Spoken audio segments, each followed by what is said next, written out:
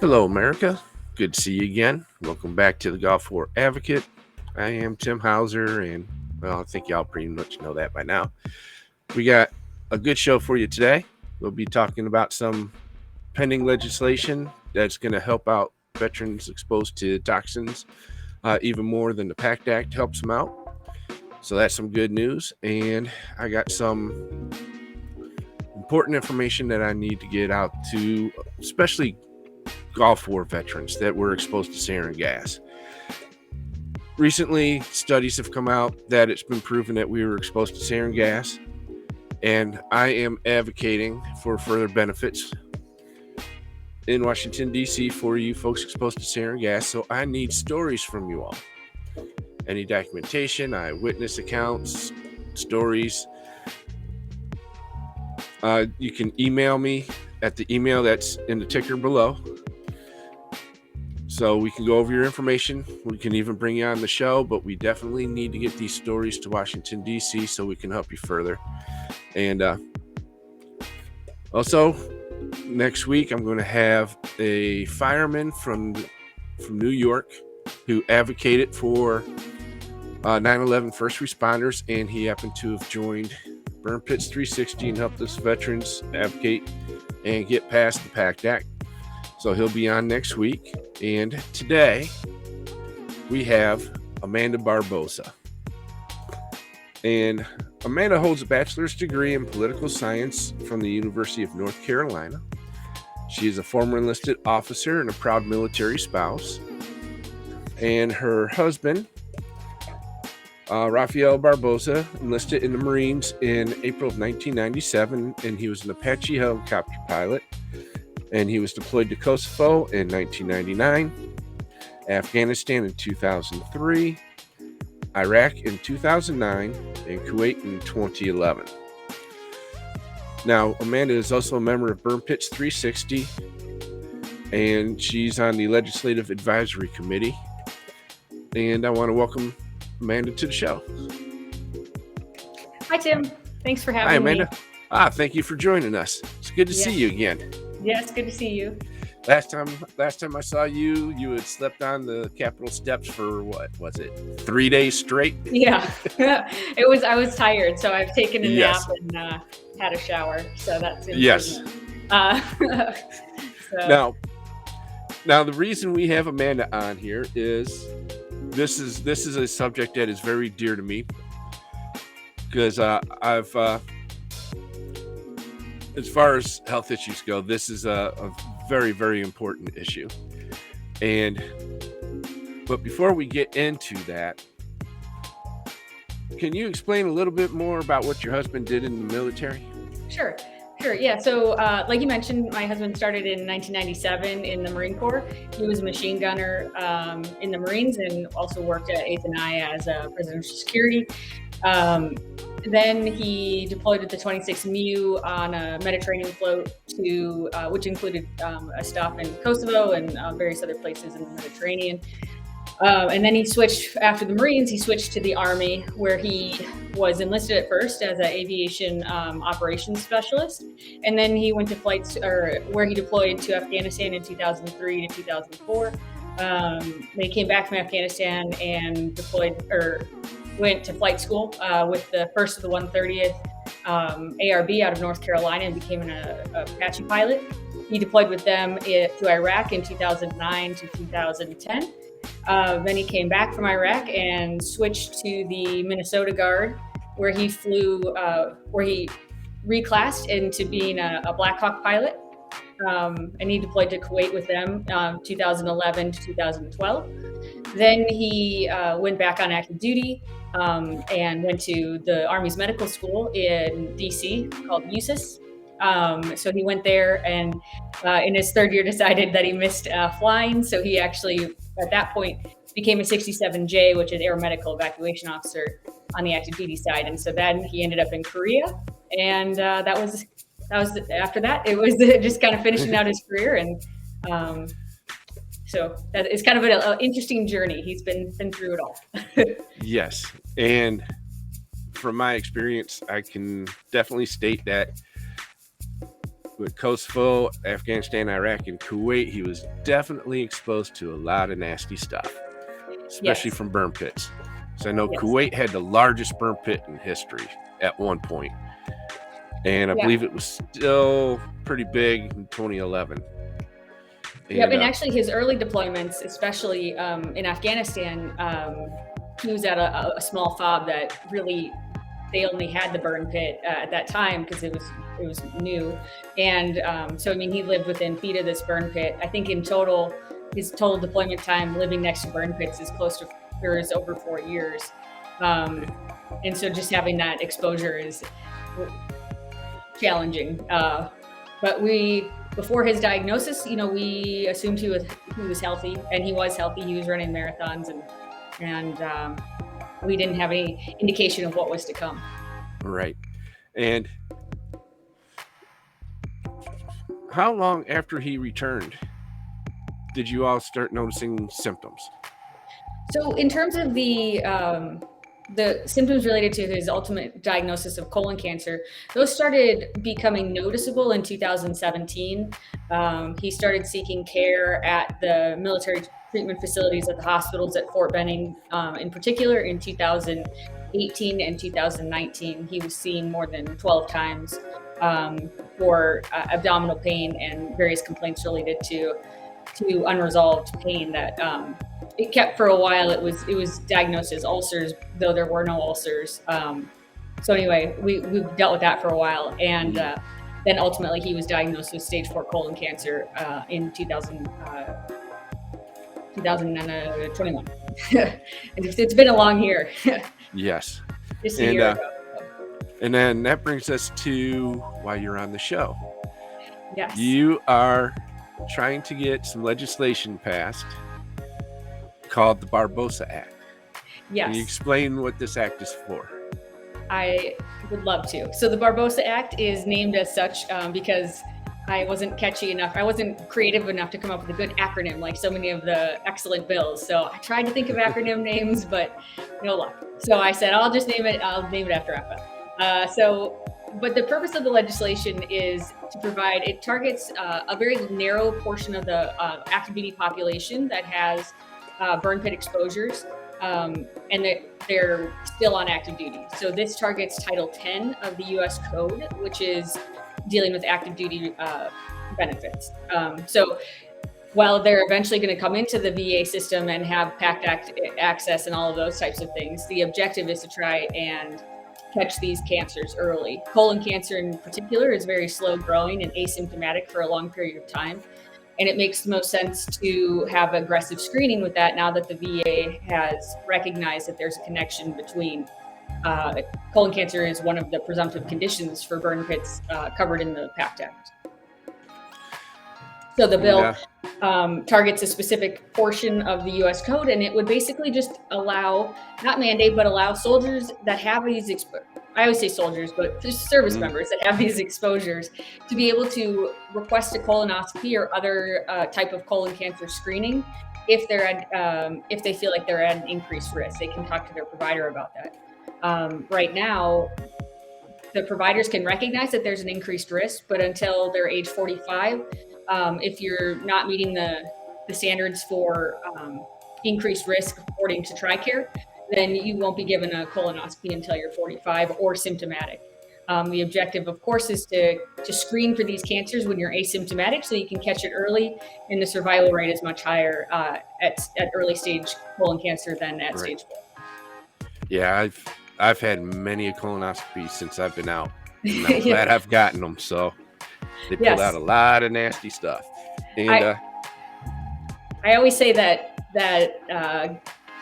colonoscopies are, they have a bad reputation, but it's certainly far worse to fight cancer.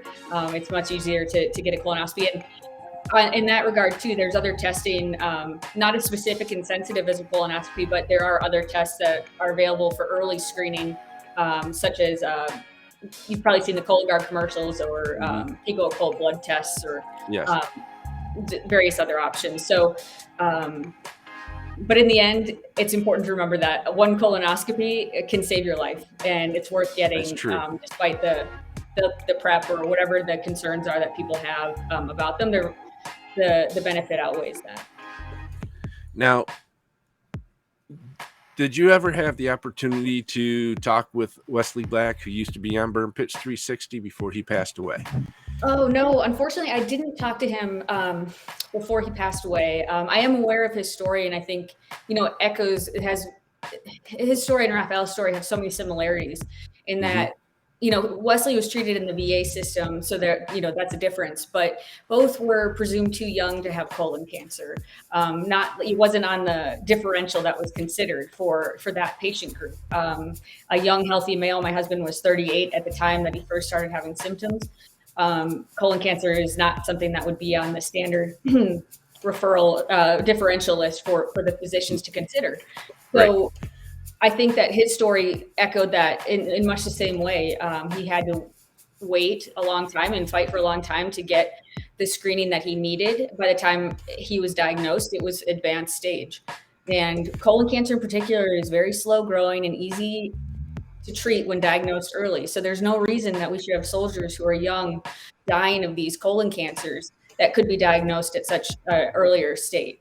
And at minimal cost, I always say too that from a taxpayer perspective, it's far more fiscally responsible to focus on prevention and early screening and treatment than paying for cancer treatment down the road. Yeah, I know with me, the VA didn't want to give me any colonoscopies either until I reached 45. So I knew I was having problems, so I went to a civilian doctor instead.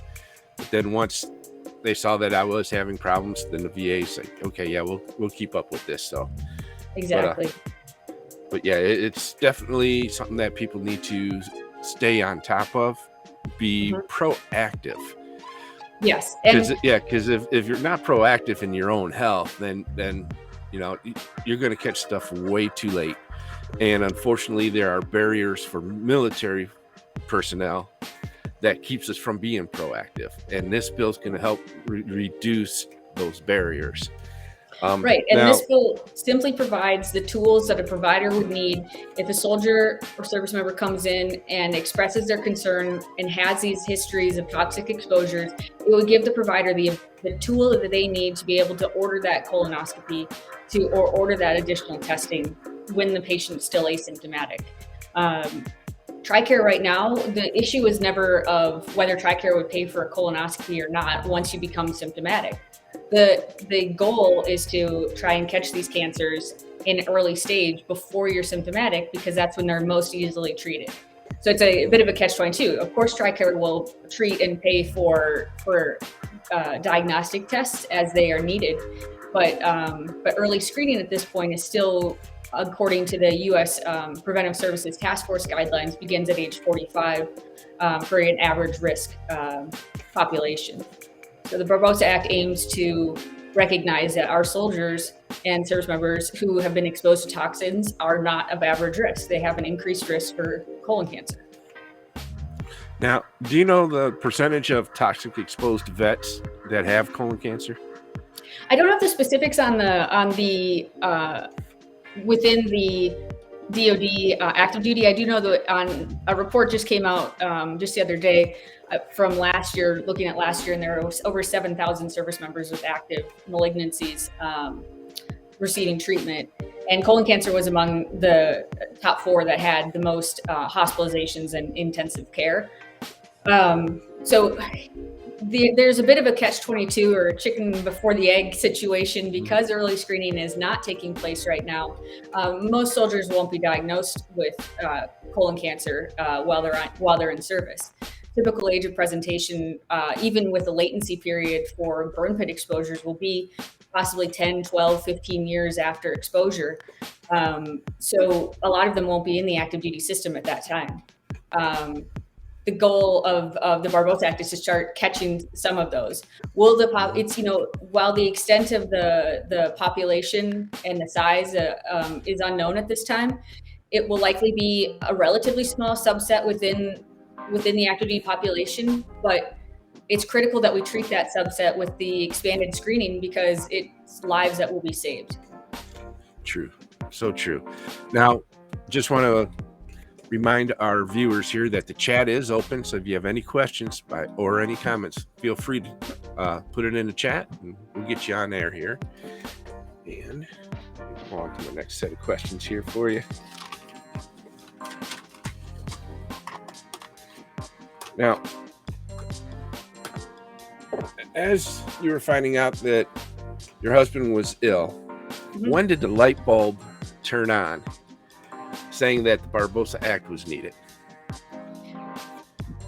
Almost. So he was diagnosed on October 14th, and immediately I made the connection. I knew that it was from the toxic exposures. He was too young. He didn't have any other reasons to have this type of cancer as advanced as it was.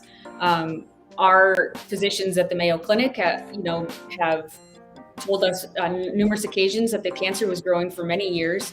There's no way that a cancer could be that advanced and have metastasized as much as it had throughout his abdomen in a short period of time. So looking back, the only thing that he had exposures to at that time were these toxic exposures of war.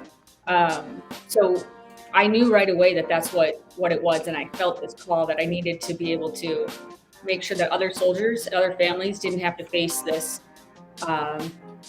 this challenge ahead. Looking, even then, it was looking at, we had gotten the cancer diagnosis and we knew only that what awaited was chemotherapy and invasive surgeries. A lot was unknown and it was scary, but the way that I could take control of the situation was to make sure that no other families had to go through this and try and prevent it. Because it is so preventable. That's the good thing about early screening with colon cancer is you can prevent these cancers with a simple screening.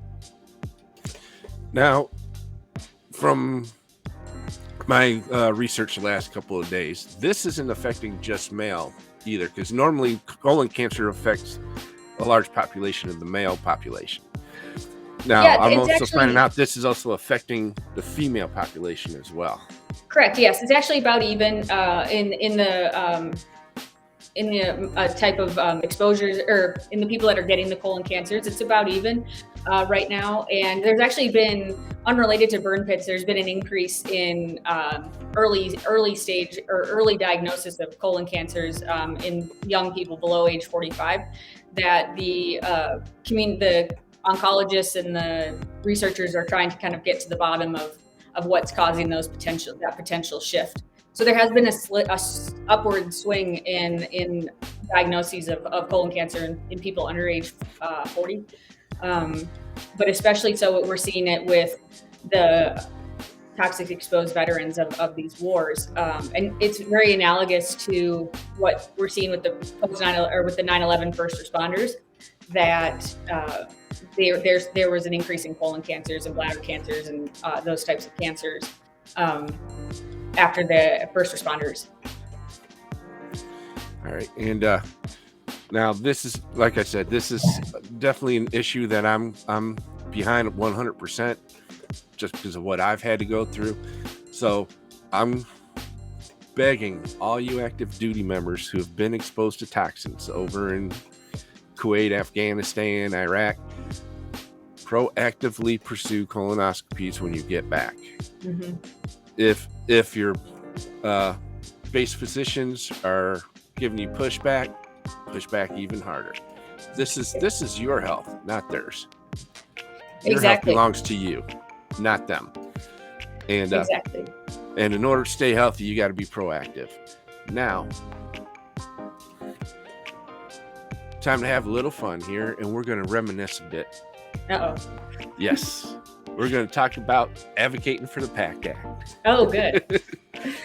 Because there's so many stories that went on behind the scenes that the public just didn't know about that should. And the phone calls, the famous chefs bringing us food, and the press conferences and the conversations with the senators and congressmen prior to those press conferences is just mind-blowing to me. And me cutting off Jon Stewart during his one speech, and I thought he was mad at me, but he wasn't. So Now, I know you and Rafael made your first big public appearance at Rolling to Remember. Yes. Yep. And at that time, so that was in May. Rafael was in the middle of chemotherapy. I think that was around round 10 or so of chemo, or 9 or 10 of chemotherapy. So he was not able to join me for some of the later events that I did. But yeah, it was, a wonderful experience for him. And Rafael and I were always focused on sharing his story so that we could help other families. That was, whatever his case may be, we don't know what the future holds. Certainly a stage 4 diagnosis is difficult. And we know that there's a lot of unknowns in the future, but the one thing we can control is making sure that we're doing everything we can to advocate for other veterans, for other active duty service members and their families, so that they don't have to go through these things. And that's what drew us to Rolling to Remember, to speak there and tell Rafael's story, and why I continue to fight for this legislation and for the PACT Act at the time. Obviously the PACT Act is a very important first step. Early screening and diagnosis is going to be important, as well as implementation within the PACT Act. So we're not done just because the PACT Act passed. That's the starting point. And DOD, it needs to be held responsible for making sure that these soldiers who are exposed to these increased risks are given increased screening. That's the bottom line. So it was my pleasure and my honor to stand on the steps of the Capitol and advocate for the PACT Act. I did it for all the spouses that couldn't be there, all the veterans that couldn't be there. And I think that the reason it was successful was because it was a movement and a cause that was worthy on its merits, and everybody could see that it was an American issue, it was a bipartisan issue that affected everybody, and we're really asking for the bare minimum of care. These soldiers and service members they did their job. They were willingly exposed to these burn pits. But like my husband, he wouldn't change his deployments. He wouldn't change his career. His 23 years in the military, he's very proud of. And he simply wanted to make sure that he would be cared for, or he would receive the care that he needed with the consequences of those exposures. Not even so much for himself, really. It was for my son and myself. He worried as the family man that he is, to make sure that he was providing for us. And I think that's so true for many service members. It's not even really about them. It's making sure that their families are taken care of, or that their kids have the education benefits that they need, or the healthcare coverage that they require. Now, what was one of the most memorable moments advocating for that bill? For the PACT Act? Let's see.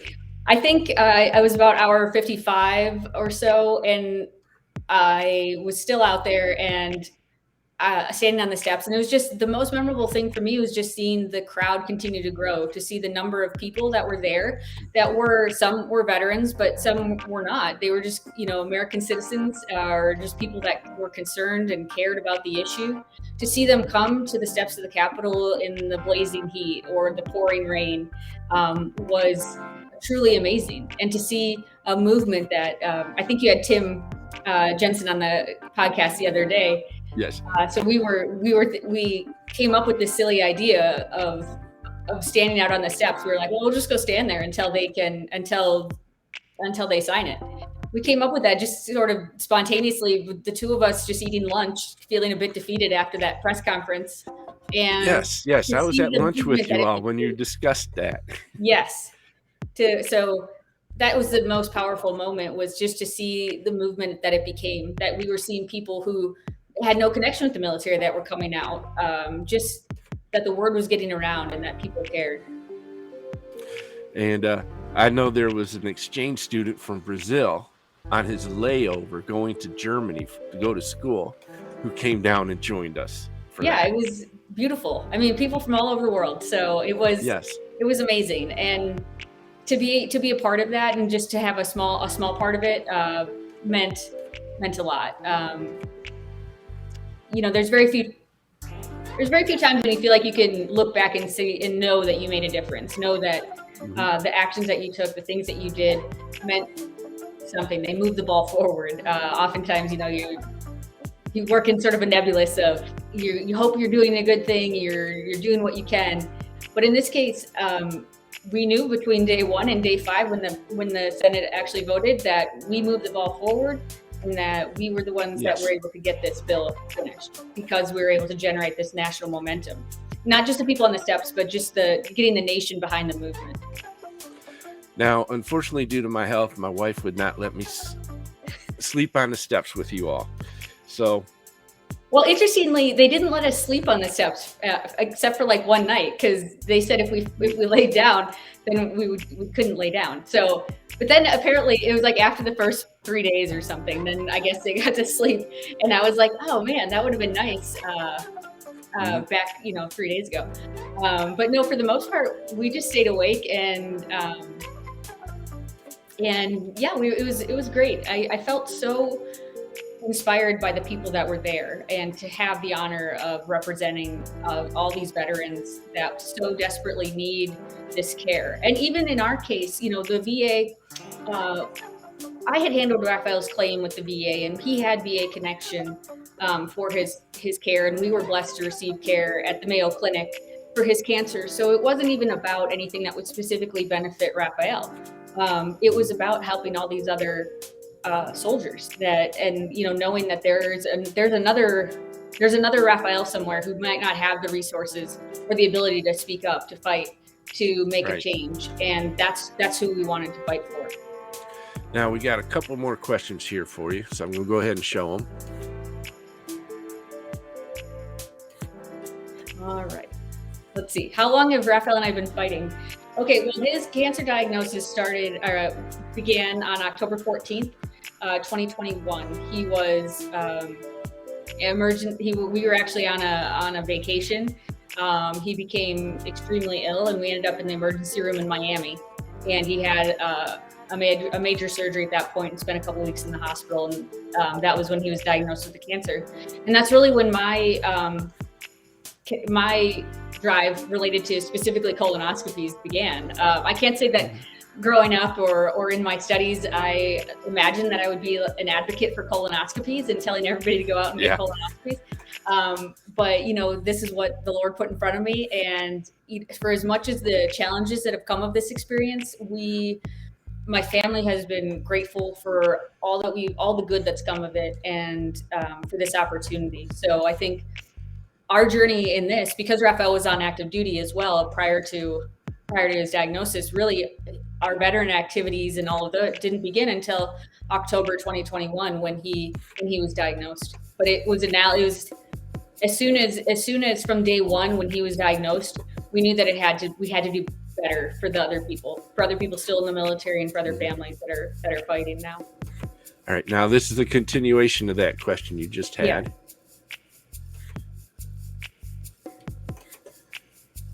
When joining Burn Pits 360. So I knew of Burn Pits 360 prior to when Rafael was on active duty. And so I was well aware of the burn pit issue and would talk about it. I don't know, it was something that was always on my radar for the last several years. And I had known a lot of other veterans that had concerns related to burn pits. I had coworkers that had burn pit exposures as well. So it was certainly in the conversation.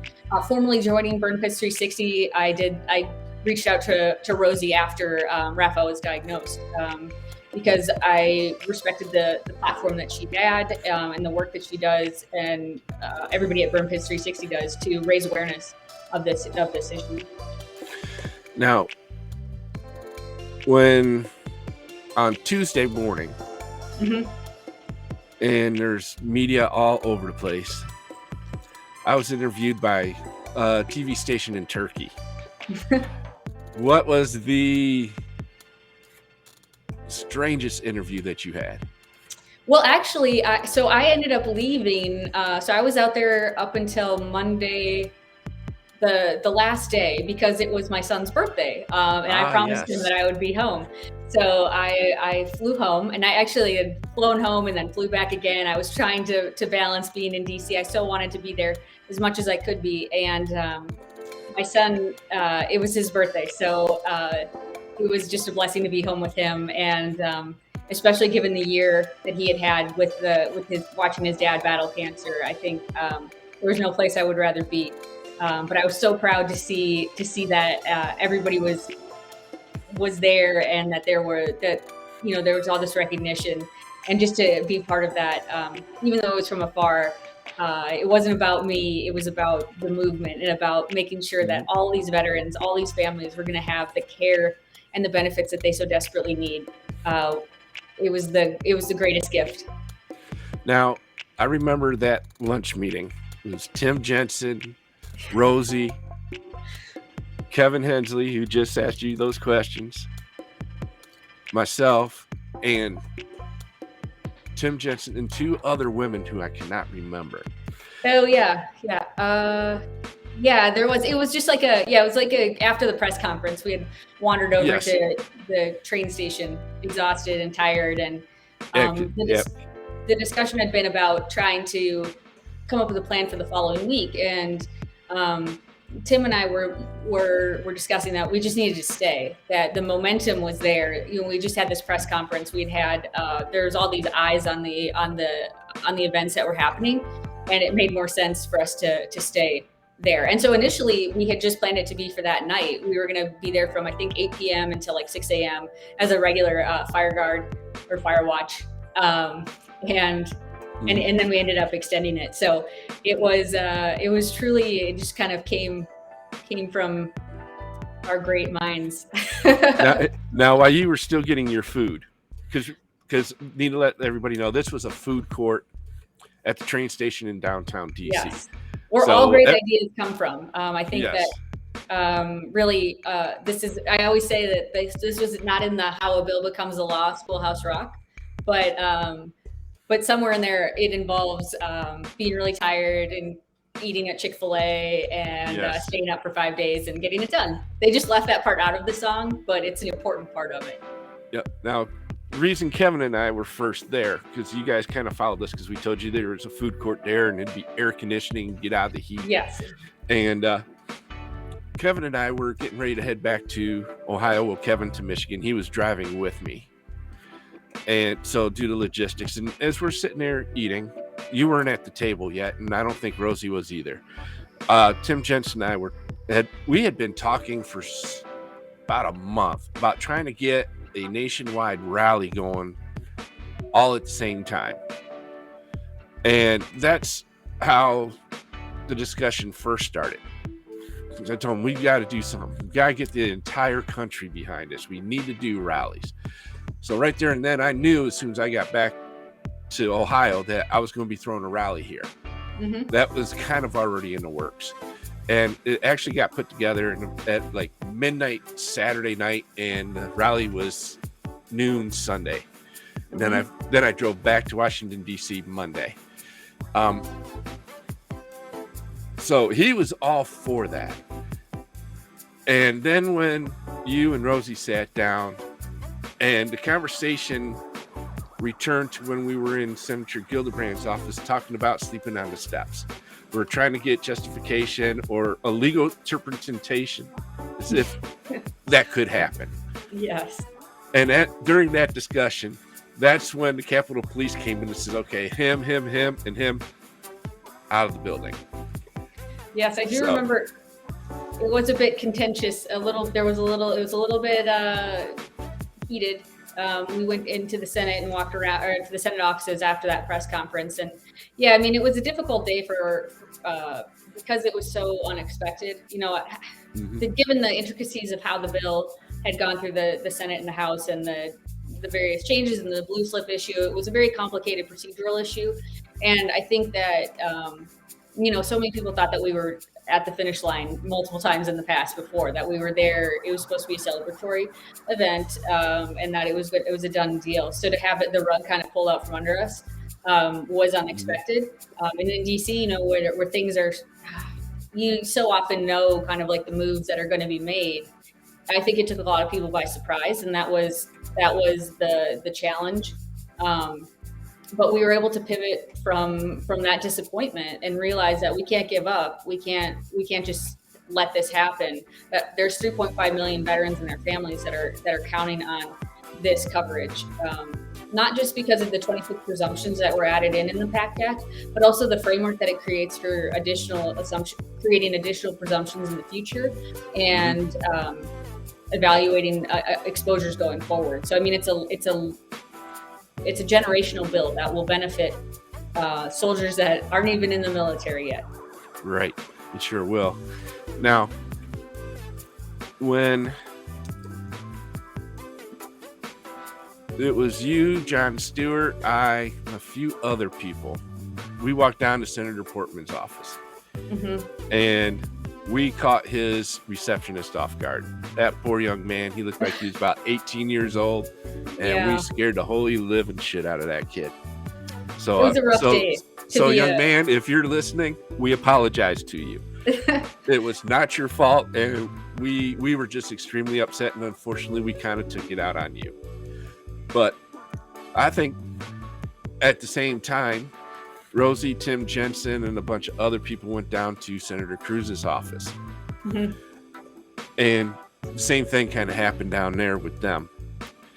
And it seemed like those two senators' offices are the ones who called the Capitol Police, and had some of us escorted out of the building.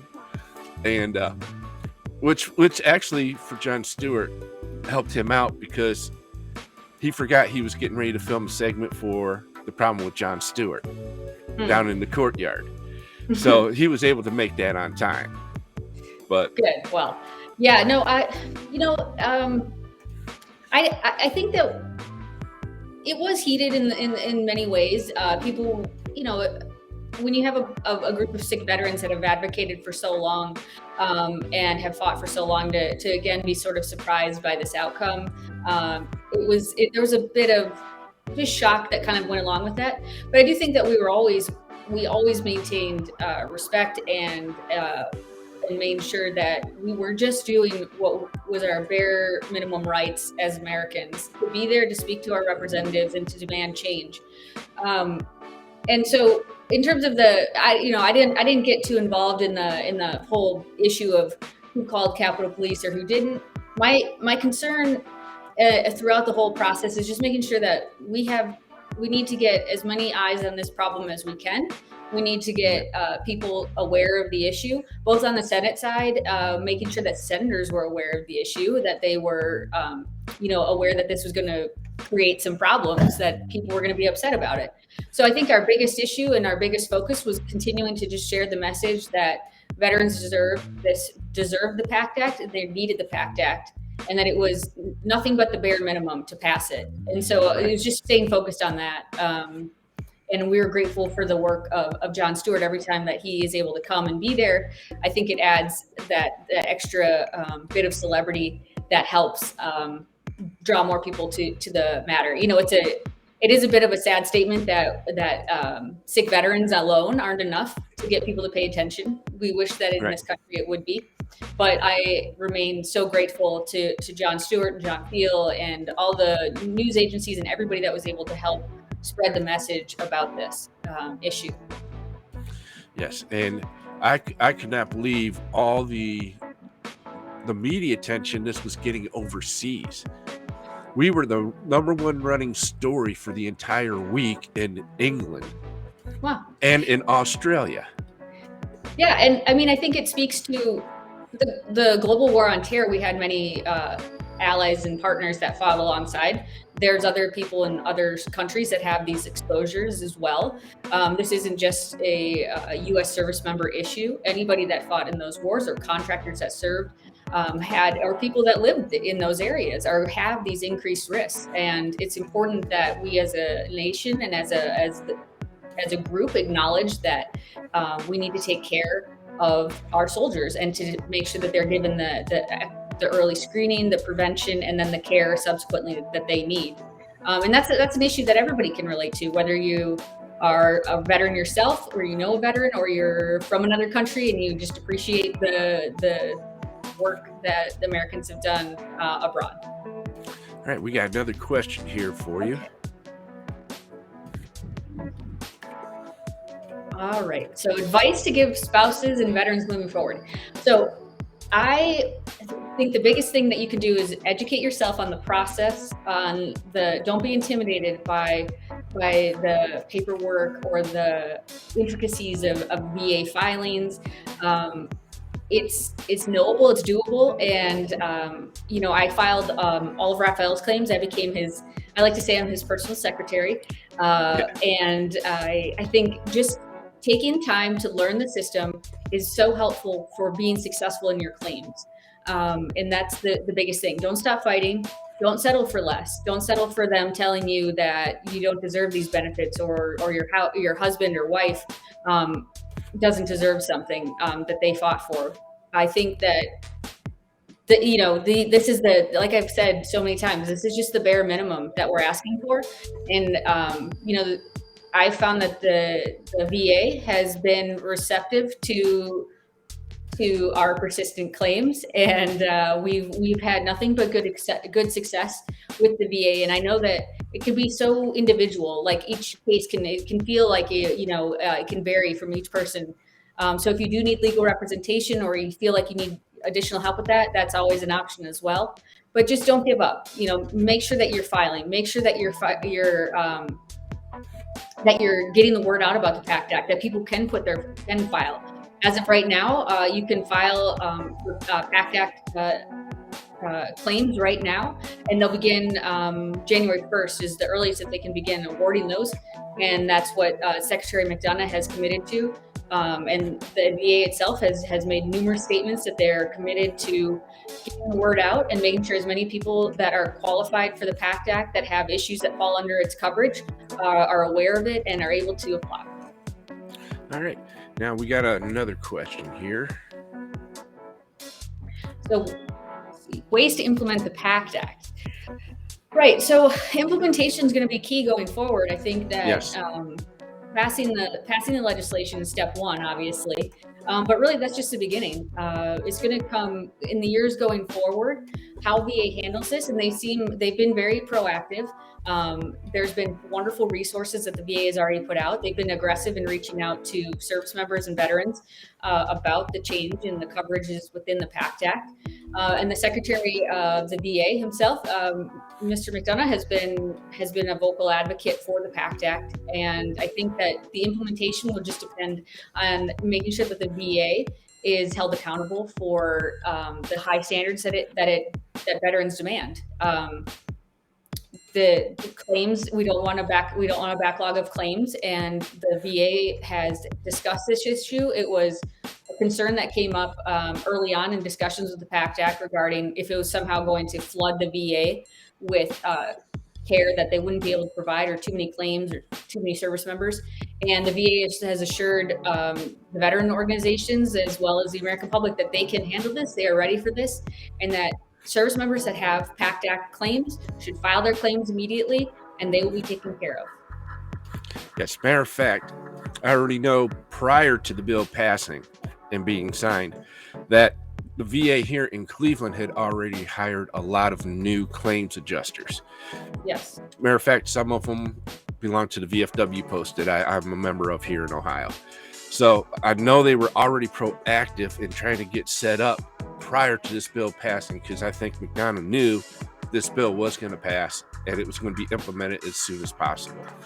Now, yes, and the important as well within the PACT Act, there's the presumptive conditions and the structure and the framework for future presumptions, but it also provided funding, or it also helped open up, I think it was near 30 or something VA facilities that had been waiting on leases and things like that. So there's right. infrastructure that was behind it as well as some staffing changes and incentives to make sure that the VA was properly staffed with their claims handlers and care providers, so that it's not just words on a page, that this translates to care for the veteran and their family. Now, I had an interesting meeting with the secretary. My first trip to Washington, D.C. was for the Senate Veterans Affairs Committee hearing on the PACT Act, the one that had passed Congress. And the Senate had just passed their version, which left out the Gulf War altogether in Vietnam. It was just for 9/11, post 9/11 veterans. So I'm sitting right behind the secretary in the room, And that room's full of history because that's where they held the hearings on the Titanic sinking and everything. And so it was very, very moving just to be in the room to begin with. And I'm sitting behind the secretary. And on camera, you can only see from my shoulders down. You couldn't see my face. And Senator Sherrod Brown, who's my senator, asked the secretary to turn around to meet me. Told him that I was a Gulf War veteran. It took me over 25 years to get my benefits, to get my service connection. So the secretary turned around, saw me, and turned quickly right back the other way. And my wife was watching it live on C-SPAN, and she's texting me, and she says, "Oh my God, you must have had your bitch face on," because he had turned around so quick and just paid attention to what the senators were saying. He wasn't even looking at his staff anymore or anything. So that's definitely a good memory for me. And I wish you could have been there, because that room was, I knew he could feel the tension, all the eyes staring at his back as he was talking. Mm-hmm.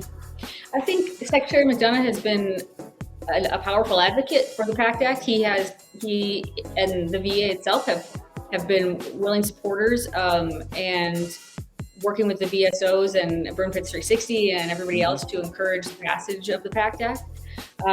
Every time that I've spoke with the secretary, I felt that he has a genuine caring for our service members, and that he wants, that he wants to be able to take care of us, take care of service members that fought so much for our country, gave so much.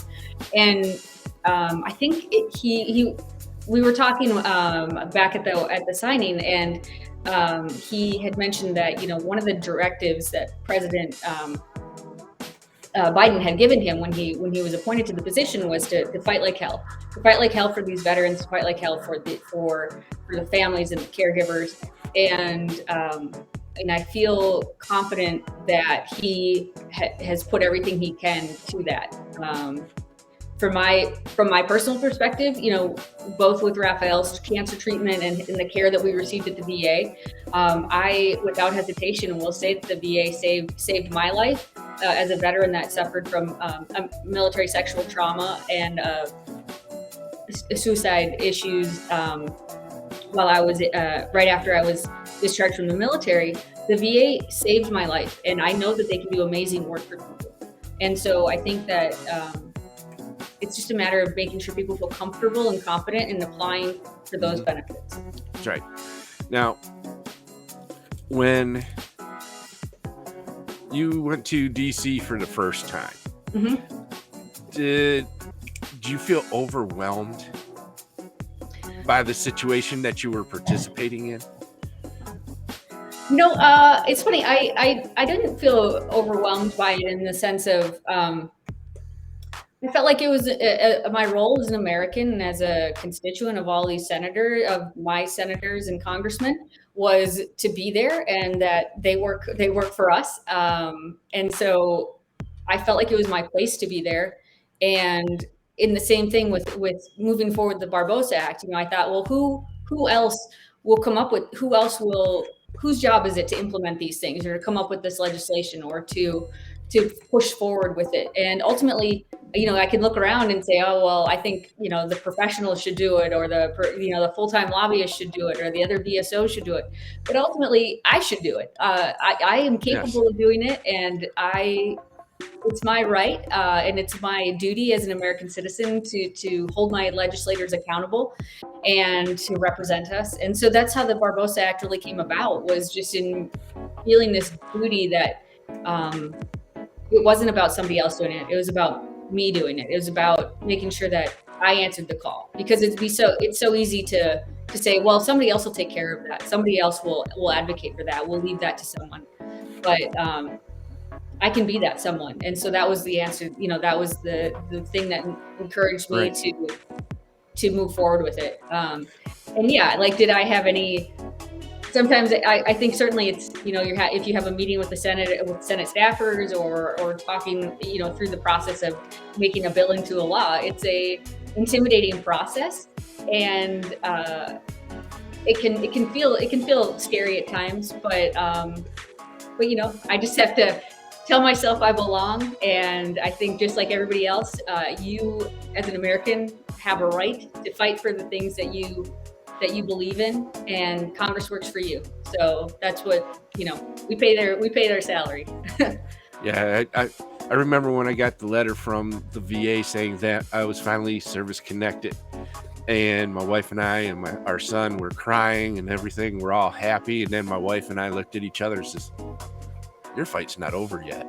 Mm-mm. I said, "No, not yet. There's a lot of people who still need help."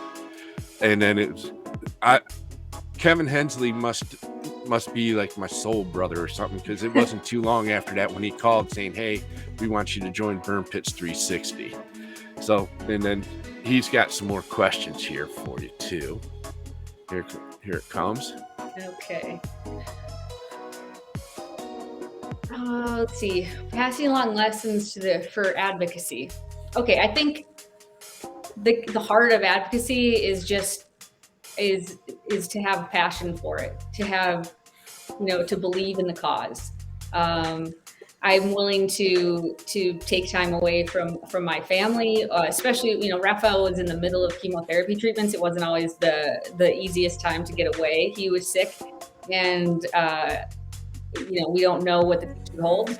So having that true passion for the cause, I think, is just really critical for successful advocacy, because I believe in the issue, and I can express that and bring that passion forward to the policymakers at large.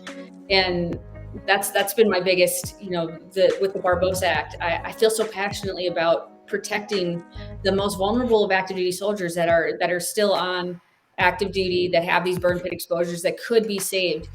Just saving one, catching a colon cancer as a polyp in stage 1 will mean a whole lifetime ahead for that soldier that Right. they may not have in the future. And one life saved is worth it.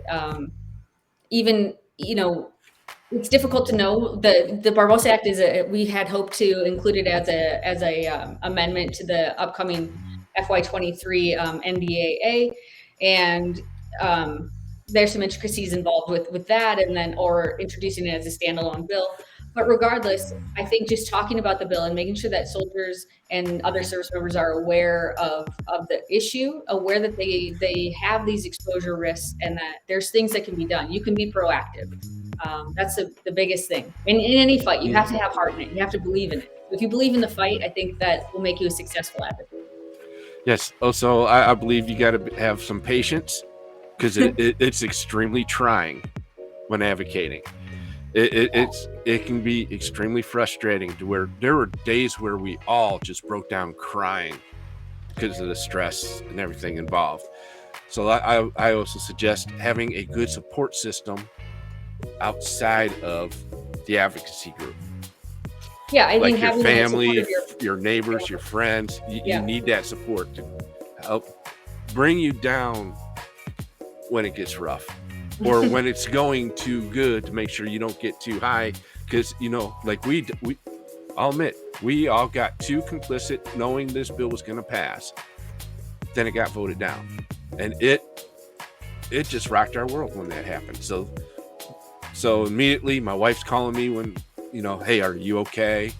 And because she knew that we were there to celebrate, and the celebration just got swept out from underneath our feet. Yeah.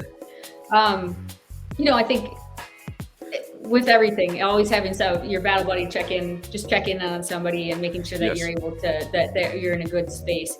It could be difficult. There were certainly days when we were walking around the Senate having meetings, and I was telling the story of Rafael's story time and time again. He has, to get to the point where you're saying like, he has this terminal stage 4 colon cancer diagnosis, and going through it over and over and over again, and you realize that it can really take a toll on you.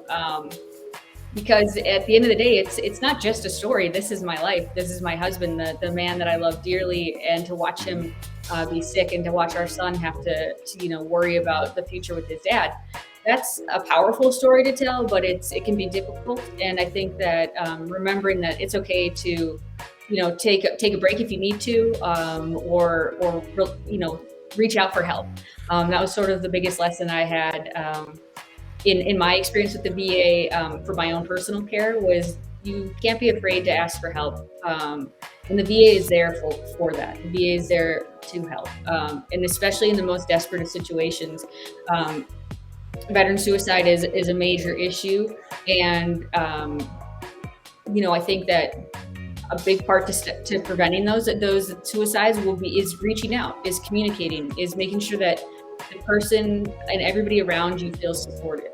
And sometimes that could just be a phone call or whatever the case may be. But um, it takes courage to ask for help. But we want to make sure that when people ask for help, that there's somebody there that will respond. Right.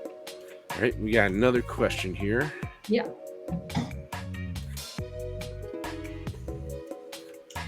So what did the signing mean? So I think the signing always represented, it was wonderful to have my son there, because he said,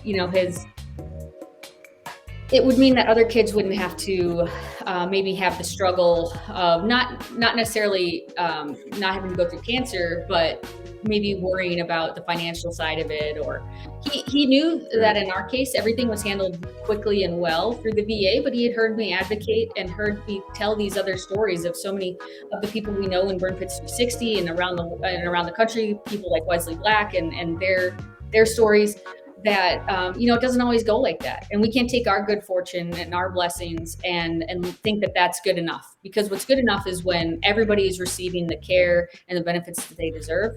So I think that the PACT Act signing was a critical first step in making sure that we're recognizing these risks and that we're acknowledging that these soldiers have increased exposure risks, and that there's consequences to what happened in these wars that were not seen at the time. I thought my husband came home safe and sound. I was grateful every time he came home, and of course I remain that way. But it turned out that he had a silent illness that was lurking all that time, and that, it's just as deadly as the enemy's bullet in the end. Right. And I think that, so recognizing the PACT Act, getting it signed, is just so wonderful in terms of helping other veterans. And it's just a starting point. It's a launch pad. Obviously, there's plenty that needs to be done on prevention, early screening, implementation, all of those things. But we have to start somewhere. And so that's what the PACT Act was. It was like it's funny because it felt like a long battle to get to the finish line. But it was really to get to the starting line. It was really to get to the point where we're able to now encourage people to apply for the benefits, and that the VA can care for these people that have cancers and constrictive bronchiolitis, emphysema, whatever the hypertension for Agent Orange. So any of those things, it's a beginning. So I think that's what was important of the PACT Act. Yes, I agree with you. It is the beginning. Mm-hmm. Now, this is a question that just came up in my head. There's a lot of homeless veterans, mm-hmm. especially from Afghanistan and Iraq wars.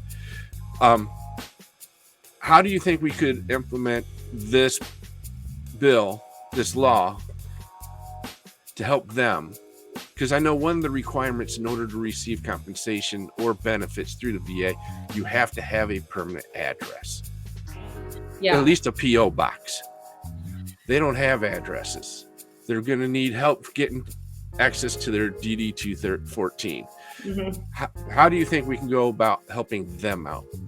Yeah, I think the VA has a lot of resources. I mean, the term homeless veteran just should not exist in America. The people that fought for this country should never be left in a position where they're homeless. And I think that the VA has wonderful resources that are available. They're active and they're aggressive in trying to combat homelessness. And it's certainly an ongoing goal. Obviously, it's not done until there are no more homeless veterans. But I think making sure that veterans know that there's resources out there. I think so much of it is just making sure that there's an awareness of the programs that are available. Whether we direct them to a veteran service organization that can help, or other veteran organizations within their community, to the VA itself. There's people that are willing to help, but I think sometimes it gets lost. You feel overwhelmed by the situation. You don't know where to start. And it's just a matter of finding that right place, so that we want every interaction with the VA to be an introduction to all the benefits of the VA. So if you show up to the VA for education benefits or whatever, we want to make sure that you're also aware of all these other programs that the VA has, and that everything is, all the things that are available to you. And homeless veterans, they deserve the same respect, and making sure that they're treated as important as they are, and that they are aware of all the benefits and programs that are available to them. Because I'm a firm believer that once they get their claims filed and they get approved, this could help them get off the streets. Yeah, I mean, there's just no reason in America that we should have homeless veterans. Period. There's no excuse for that, and the VA is working to stop that, and we will continue to put pressure as veteran service organizations, Benefits 360, and as a concerned American, to make sure that the people that fought for our country are not sleeping on the street at night. There's just no need for that.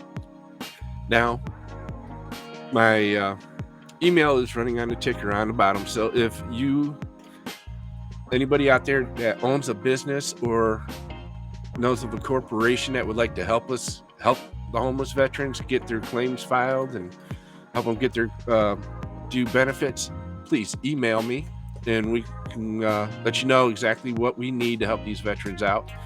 And Amanda, I want to thank you for joining me today. It's been an awesome show, and I can't stress it enough, people. These colonoscopies are very important. Even if you're not active duty anymore, yes, get the colonoscopy. Yes, especially if you're 45. Once you get to 45, regardless of your burn pit exposures, you already have access to colonoscopies at screening. It's imperative to get those colonoscopies done. It can save your life, and it is far better than fighting cancer down the road. Well, I want to thank you again for joining us. Hopefully we can have you on another segment here soon. And America, it's been a pleasure having you join us again today, and we'll see you next week. Thank you. You're welcome.